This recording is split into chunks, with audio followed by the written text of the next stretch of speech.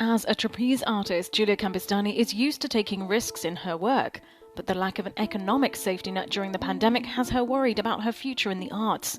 Having applied for a 3-month minimum income scheme, she tries to stay in shape from her home in the Netherlands. If I want to train trapeze, I need a specific space, a specific conditions, installation, safety measures.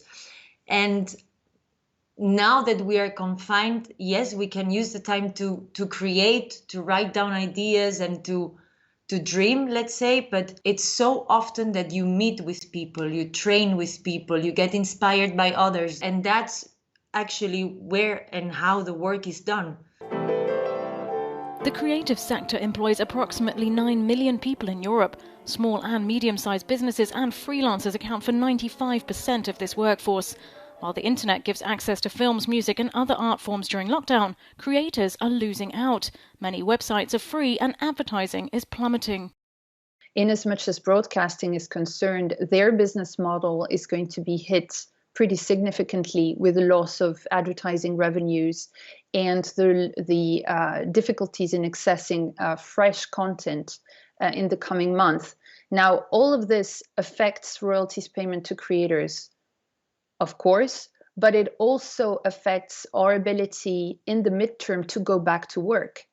The European Commission has announced emergency measures such as €2 million for cross-border performing arts schemes, €5 million for hard-hit cinemas, access to temporary unemployment scheme SURE, and flexibility in grants from Creative Europe.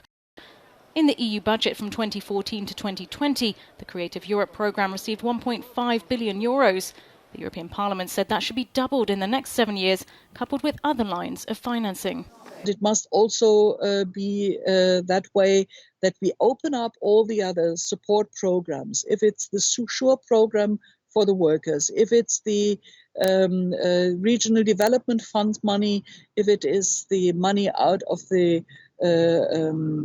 emergency programs, what we asked for too is that we help artists and the creative sector, especially in the digital environment, to establish systems of distribution of works where they can have also an income, where they are paid for.